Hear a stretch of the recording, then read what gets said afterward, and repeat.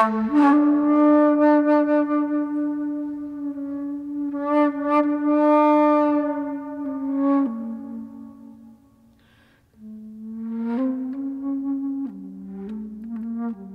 point de départ du concert Dialogue, c'est en fait quand j'ai vu l'appel de la SMCQ pour la série Hommage qui était dédiée à Katia Magdissi-Warren. Katia, c'est une collaboratrice de longue date. J'ai fait plusieurs projets avec elle sur près de 15 ans.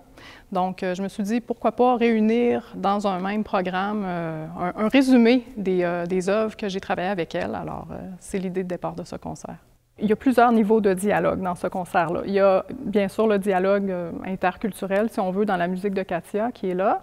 Il y a le dialogue entre les artistes, entre Katia et ses interprètes. Katia, c'est une compositrice qui laisse beaucoup d'espace à ses musiciens et elle leur demande de s'investir à un niveau inégalé, je dirais, là, dans la création. Ça demande beaucoup de créativité pour aborder ces œuvres-là. Puis, je dirais qu'il y a un dialogue aussi, le fait de faire le concert ici, c'est peut-être un dialogue aussi entre des époques, parce on est dans un bâtiment d'une autre époque et on y présente des œuvres bien ancrées dans notre époque contemporaine. Donc, tous ces niveaux-là s'amalgament dans le concert. C'est très impressionnant que ce lieu-là existe à Longueuil. C'est la première fois que j'arrive ici et puis je trouve ça magnifique. Ça se prête très, très bien au genre de projet que Marie-Hélène a pensé, là, de faire quelque chose de plus méditatif et puis utiliser la résonance de la cathédrale. Je pense que ce lieu-là est vraiment super.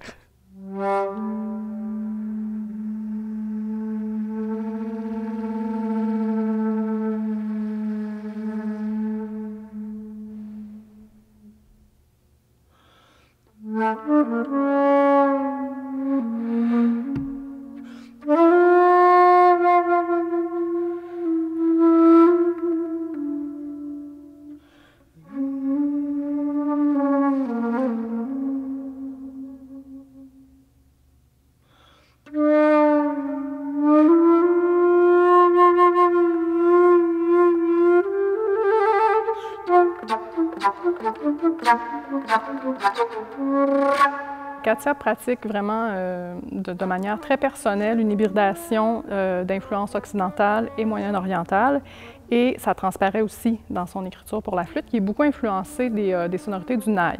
Disons que sa façon d'utiliser la flûte moderne et toutes les techniques contemporaines de jeu se rapprochent vraiment de cette esthétique-là et de la sonorité un petit peu plus feutrée, un petit peu plus rauque du naï. Ce que j'aime dans la flûte, c'est le souffle. On entend beaucoup le souffle de l'humain, en fait. Et puis, à travers ce souffle-là, bien, souvent, il y a beaucoup de cultures qui travaillent tout ce qui est mystique et tout ça avec le souffle, la respiration. Alors, pour moi, c'est un lien très, très proche. Puis, j'aime beaucoup que ce soit même le shakuhachi, le nai ou bien même la flûte traversière, on peut l'utiliser avec l'esprit du souffle.